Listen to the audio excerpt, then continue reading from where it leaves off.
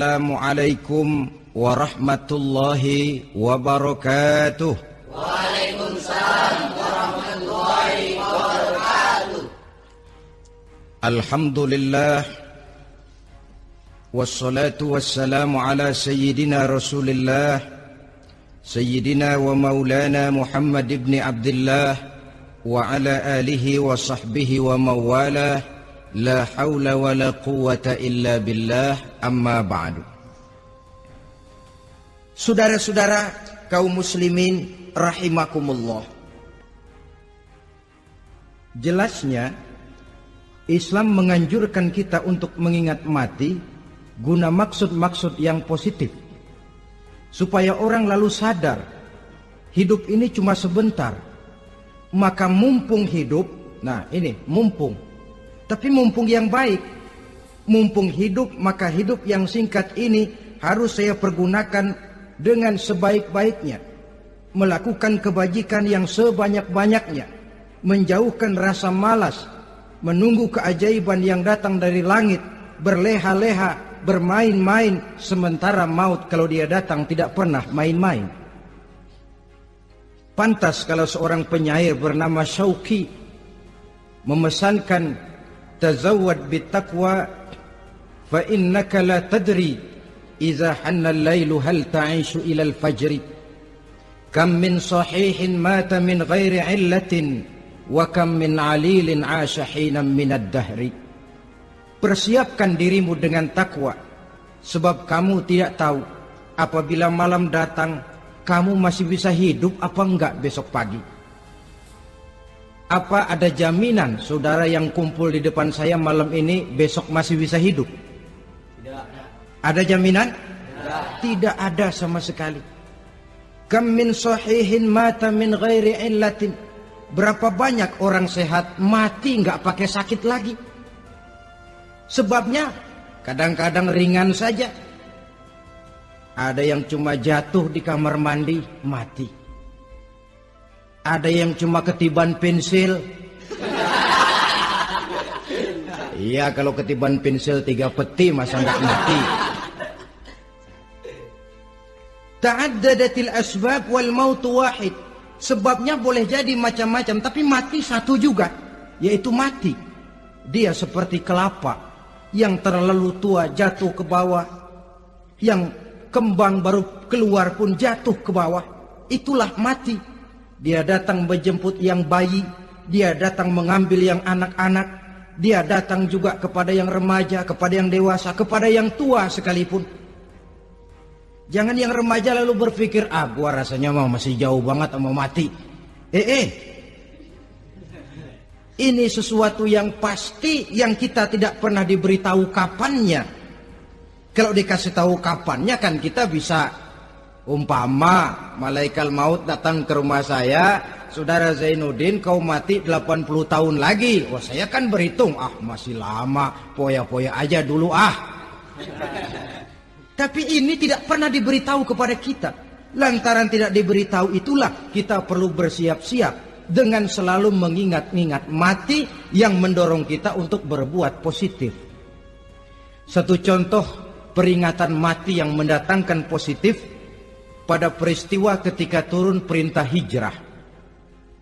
Ketika di Mekah sudah terpepet turun perintah hijrah. Ini sahabat yang berangkat hijrah, jangan dikira semua bulat hati. Ada yang mikir, kalau saya hijrah berangkat dari Mekah ke Madinah, nanti di tengah jalan dicegat oleh kafir Quraisy lalu dibunuh, mati saya. Takut mati. Allah peringatkan, kullu nafsin za'iqatul maut. Kamu disuruh hijrah saja takut mati, padahal kamu tahu semua yang hidup bakalan mati. Diam saja di Mekah mati, hijrah ke Madinah pun akan mati. Mendengar ayat ini, Sayyidina Umar bin Khattab seperti dibakar semangatnya. Kalau sebagian sahabat hijrah sembunyi-sembunyi, beliau mau hijrah itu malah bajingan Quraisy dikumpulkan dekat Ka'bah. Pidato, ya ma'syara Quraisy, dedengkot Quraisy, dengerin. Besok pagi yang namanya Umar bin Khattab mau hijrah dari Mekah ke Madinah. Siapa yang kepengen kepalanya berpisah dengan badannya, persilahkan cegat Umar di jalanan. Besok dengan tenang dia berangkat hijrah, gak ada yang berani nyegat. Tuh Quraisy juga barangkali mikir, gue ngapain nyegat penyakit. Begitu ingat mati, timbul semangat juang, timbul semangat berbuat. Ini ingat mati yang positif, bukan yang melemahkan semangat. Dah jangan kerja rajin-rajin dah, lu bakalan mati. Ini ingat mati yang salah pasang. Ingat mati seharusnya mendorong manusia untuk berbuat lebih tekun. Allah memberikan peringatan, Qul innal mauta alladhi tafirruna minhu fa innahu mulaqikum. Katakan, maut yang kamu akan melarikan diri daripadanya, yang kamu takuti benar dia pasti akan datang menjemput kamu. Saudara-saudara hadirin yang saya hormati, datangnya memang tidak kita harapkan yang namanya maut. Tapi sekali dia datang, tidak ada pintu tempat kita lari. Dia memang tidak pernah kita undang. Tapi sekali dia datang, mengetok pintu, kekuatan apa yang bisa menolak? Dia sebuah tanda seru dalam kehidupan. Apa yang menyebabkan orang takut mati? Pertama barangkali karena dia tidak tahu bagaimana kehidupan sesudah mati. Alam kubur gelap, alam akhirat gelap. Sehingga dia bingung, lantaran bingung lalu jadi takut. Yang kedua boleh jadi oleh bayangan-bayangan dosa yang pernah dia kerjakan di dunia ini. Kerjanya cuma menumpuk dosa. Dia gembira, bahagia, tertawa di atas tumpukan dosanya. Merasa segan berpisah dengan seluruh kehidupan ini. Sehingga boleh jadi maut adalah sesuatu yang ditakutkannya benar dalam kehidupan. Tapi bagaimanapun takutnya, tidak ada tempat lari dari dia. Dalam ayat lain Allah jelaskan, Aynama takunu yudrikumul mautu walau kuntum fi burujim musayyadah. Di mana saja kamu berada, dalam benteng yang paling tangguh sekalipun, maut pasti akan datang menjemput kamu. Nah, bagaimana caranya maut datang menjemput kita? Bila datang dia, sang malaikat pencabut nyawa, malaikat Israel namanya, hendak mengambil roh kita. Dalam suasana macam begitu, di akhir kehidupan dunia, dalam berhadapan dengan sakaratul maut, terbagilah manusia dalam dua bagian besar.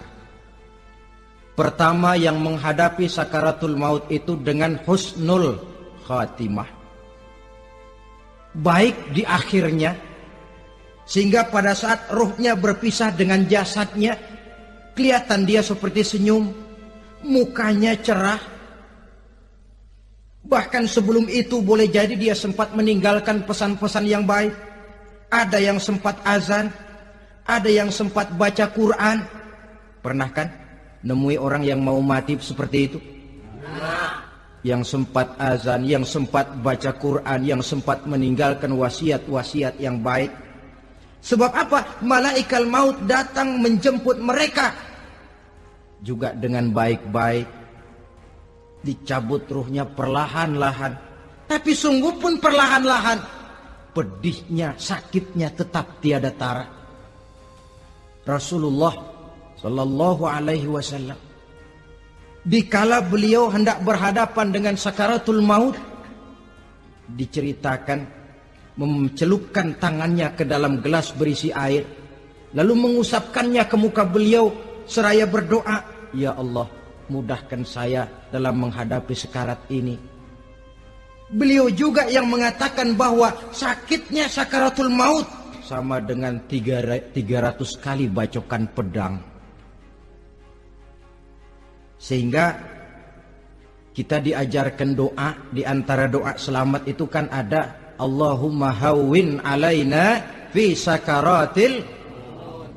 Ya Allah, mudahkan saya di dalam menghadapi sakaratul maut itu. ketika ruh ini keluar dari jasad, mata masih mengikuti ruh itu. Sehingga kadang-kadang ada yang matanya terbelalak dan tidak sempat ditutup, terbuka terus, mengikuti ruh itu keluar dari jasadnya. Adapun golongan kedua, manusia yang ketika berhadapan dengan sakaratul maut mendapatkan su'ul khatimah, jelek di penghabisannya. Sekaratnya sudah setengah mati, lalu jelek juga di akhirnya, mati dalam keadaan yang tidak baik, tidak terpuji. Ada yang lagi megang kartu, mati. Ada yang lagi di tempat ngadu ayam, mati. Ada yang lagi di tempat pelacuran, mati. Ada yang lagi megang botol minuman keras, mati. Nih barangkali malaikat maut gemes banget nariknya, lu buajingan, lu tarik terus ya. Mati su'ul khatimah. Makanya bagus itu. Kadang-kadang di majelis-majelis taklim kan sering dibaca, ya Allah biha, ya Allah biha, ya Allah bihusnil khatimah. Kan ada itu? Ada enggak? Saudara hadirin, mohon agar oleh Allah kita diberikan husnul khatimah, baik di saat ruh akan berpisah dengan jasad. Ini sesuatu yang pasti. Sang malaikat maut datang menjemput nyawa. Setelah ruh berpisah dari badan, maka tinggallah sang badan, ditangisi oleh semua yang kita tinggalkan.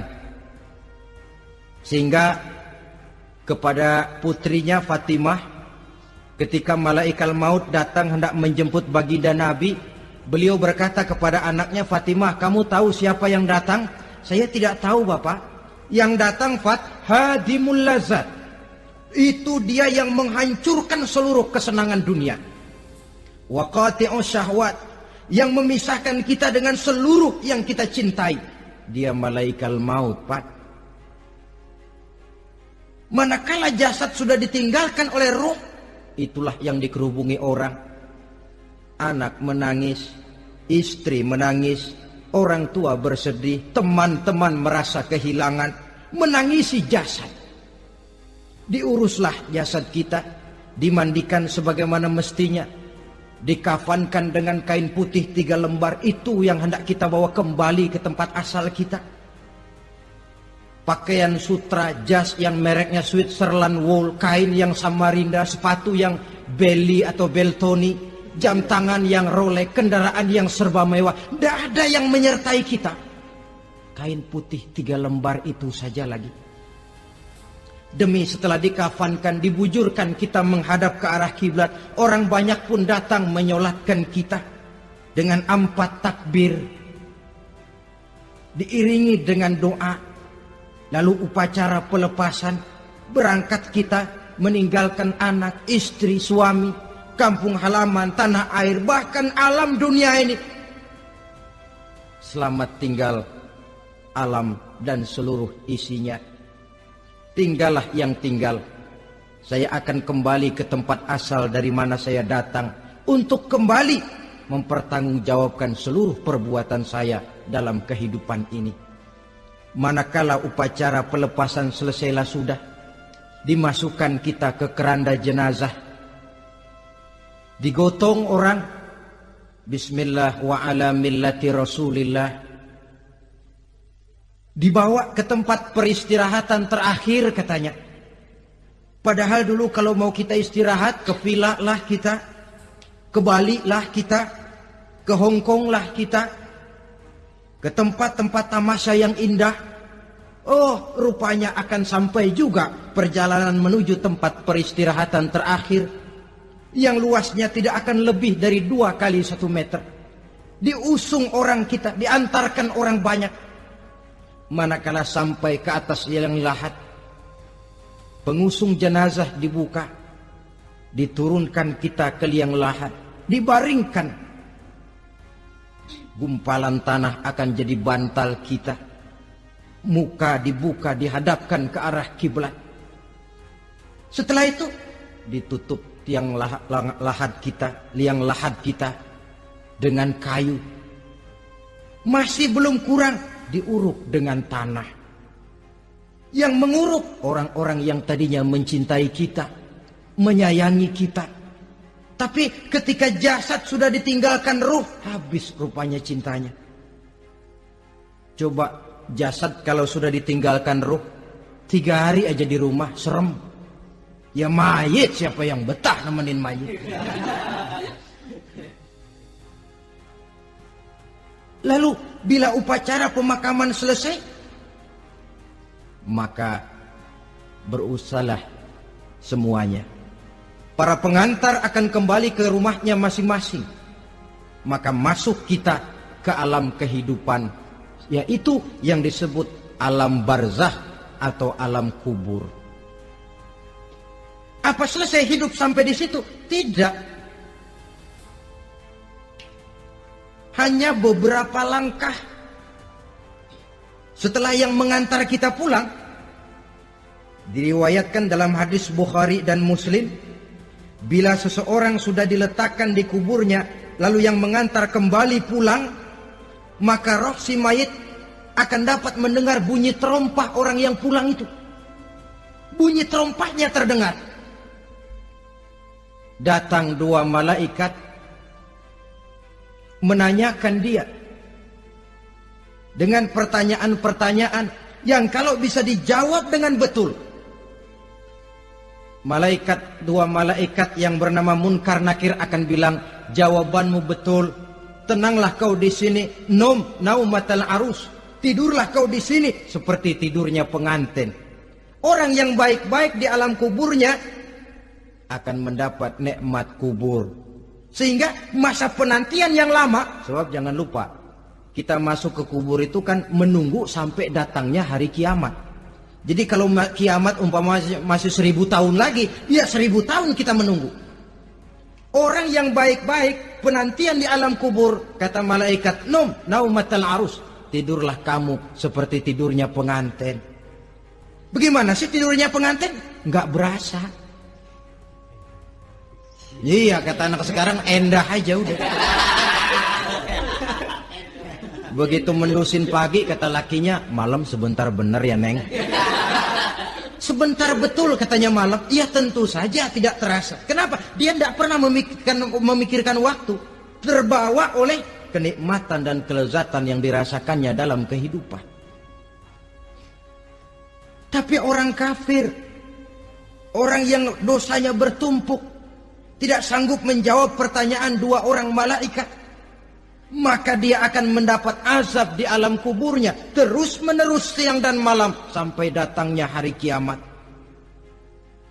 Ibarat maling ayam ketangkep, belum masuk pengadilan udah digebugin duluan. Kan begitu kan? Ada maling ayam nggak di sini? Nah, itu yang nyaut tadi pengalaman itu.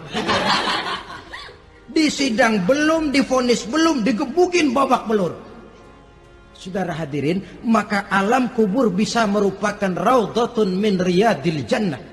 Taman di antara taman-taman surga, pun juga bisa merupakan hufratun min hufarin niran, menjadi liang daripada neraka. Ada lagi riwayat yang dari Imam Muslim yang diperoleh dari Zaid bin Sabit. Zaid bin Sabit cerita, satu hari kami bersama Rasulullah sallallahu alaihi wasallam berada dalam kebun kepunyaan Bani Najjar. Rasulullah sedang duduk di atas keledai. Tiba-tiba entah bagaimana itu keledai terkejut, kaget, berontak, hampir Rasulullah jatuh. Rasulullah kemudian bertanya, rupanya di kebun itu ada kuburan tua, 5 atau 4 kuburan. Rasulullah lalu bertanya, saudara-saudara ada yang tahu nggak ini kuburan siapa? Nggak ada ya Rasulullah. Memang kenapa? Ini penghuni kuburnya lagi disiksa oleh Allah. Andai kata boleh saya mohon kepada Allah supaya kamu dengar seperti yang saya dengar, andai kata saja kamu kuat mendengarnya, saya pasti akan berdoa. Tapi sayang, saya yakin kamu pasti tidak akan kuat mendengar mereka mendapat azab di kuburnya. Hadis sahih riwayat Imam Muslim dari Zaid bin Sabit. Kehidupan di alam barzah. Pak, iya kalau yang matinya dikuburin. Lah kalau yang matinya diceburin ke laut, dibakar, di medan perang hilang gak ketahuan kemana jenazahnya. Saudara, hilang kek, dikubur kek, di dalam lautan direndam kek, itu kan cuma logika kita. Menurut Allah tidak ada perbedaan orang mati dikubur di dasar lautan, atau dibakar sampai jadi abu, atau gugur di medan perang tidak ketemu jenazahnya. Entah mereka tetap masuk ke alam barzah namanya. Jasad boleh hancur, tapi roh sebagai sumber kehidupan, pusat kesadaran dan pengertian, dia tetap ada, mengalami kebahagiaan dan kegembiraan, atau mengalami kepedihan dan penderitaan, bergantung kepada amalan yang kita lakukan dalam kehidupan di dunia ini. Maka dalam Yasin tadi kan jelas, qul yuhyiha alladzi ansha'aha awwala marrah, yang menghidupkan mereka yang dikubur di dasar lautan, mereka yang dibakar sampai jadi abu, yang akan menghidupkan ialah Allah yang menciptakan mereka dulu pertama kalinya. Jadi kalau sudah ada aslinya, ya tentu tidak perlu contoh lagi, akan sangat mudah membuatnya. Orang tua kita, keluarga kita yang sudah berpulang, mereka di alam barzah sekarang ini bisa mendapat nikmat kubur, bisa mendapat azab kubur, bergantung amalan mereka dalam kehidupan di dunia ini. Dalam Musnad Imam Ahmad dan Sahih Abi Hatim malah ada tambahan riwayat. Orang yang banyak kebajikannya di dunia, amalannya akan datang menemani dia. Sholatnya dekat kepalanya, puasa sebelah kanan, zakat sebelah kiri, menghibur dia. Malahan dikatakan berbentuk orang yang cantik menemani dia di alam kuburnya. Aneh, dia tanya, man anta lam ara fid dunya ajmal minka. Siapa kamu? Di dunia ini belum pernah saya melihat orang secantik kamu. Dia jawab, ana amaluka soleh. Saya adalah amalmu yang soleh yang kau kerjakan waktu di dunia. Saya sekarang diperintahkan untuk menemani kamu di sini. Alhamdulillah. Sedangkan amalnya yang jahat akan datang dalam bentuk yang menyeramkan menemani dia di sana. Bayangin deh, di kuburan ditemenin yang serem-serem. Sama juga di dunia. Di dunia, kalau kita di tempat gelap ditemenin orang cakep, enak nggak? Wah, pengalaman. Tapi coba bayangin, sudah tempatnya gelap, yang nemenin jelek nggak ketulungan, gerah kita. Nah, saudara hadirin yang saya hormati, lalu bagaimana tempat arwah-arwah yang sudah kembali menghadap Allah yang disebut mustaqarrul arwah itu? Macam-macam tingkatannya sesuai dengan profesi dan amalannya waktu di dunia. Ada roh-roh itu yang setelah pisah dengan jasad, artinya mati, ditempatkan di tempat yang disebut a'la iliyin, tempat yang tertinggi. Siapa ini? Arwahnya para nabi dan para rasul. Ini fi a'la iliyin, di tempat yang tertinggi. Arwahnya para nabi, arwahnya para rasul. Dan karena kita bukan nabi, bukan rasul, ya jangan mimpi dapat tempat fi a'la iliyin, kecuali kalau Allah menghendaki. Itu hak prerogatif Allah, tapi kan tidak adil kalau Allah melakukan itu. Ini kelompok roh-roh yang masuk golongan fit. Wah, the first class. Para nabi, para rasul. Lalu ada pula roh-roh itu yang setelah pisah dengan jasadnya diumpamakan seperti burung-burung hijau yang berterbangan di perkebun-kebunan surga. Roh siapa mereka ini? Rohnya para syuhada, orang-orang yang mati syahid gugur membela agama. Nah, ini bedanya orang mati syahid dengan pahlawan ya. Apa bedanya syuhada dengan pahlawan? Kalau syuhada, orang yang gugur membela agama, niatnya karena Allah, mati syahid. Kalau pahlawan, orang yang gugur membela negara, orang yang dianggap berjasa kepada pemerintah. Klimaksnya, kalau orang mati syahid jelas surga, tapi pahlawan belum tentu surga. Kenapa? Bergantung kepada negara macam apa yang dibelanya dan pemerintah model mana yang dibelanya. Di negara-negara komunis misalnya, banyak nggak pahlawan? Banyak. Dengan sekian tanda jasa yang mati di medan perang dan sebagainya. Kira-kira pahlawan komunis masuk surga nggak? Tidak. Ya, kalau pahlawan komunis masuk surga, kita nggak kebagian kapling di surga barangkali. Inilah bedanya pahlawan dengan orang mati syahid. Kemudian ada pula roh itu yang tertahan di pintu surga. Tertahan di pintu surga. Ini seperti tadi, orang yang mati syahid tapi masih ada kaitan di dunia. Rasulullah pernah ditanya orang, "Ya Rasul, kalau saya maju ke medan perang bela agama, mati syahid, apa saya masuk surga?" "Iya, masuk surga. Kecuali kata Nabi, kalau masih punya utang."